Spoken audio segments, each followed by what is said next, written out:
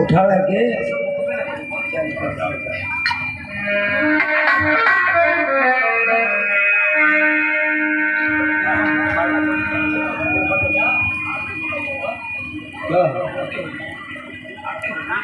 जयकारी लगा लगे का जौन पिछवा खड़ा बढ़ जाए जगह तमाम जगह बा बड़ी जयकार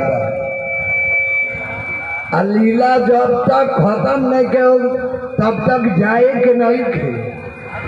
यही खातिर ना हमारे पीछे गई बा बस अभी 5 दिन आज बीत जाए तो 4 दिन का तब प्रेम के साथ जयकारी आप लोग पहले लगाइए। एक बार बोलते देवी मैया की ये जयकारी भैला ना हेजल हथना काट के हई से जयकारी लागल हई जब यहाँ ले चेनारी मार्केट तक ले बैठल बढ़ जा जयकारी नहीं के लगावे के सबके न भगवान के जयकारी लगावे के चाहिए।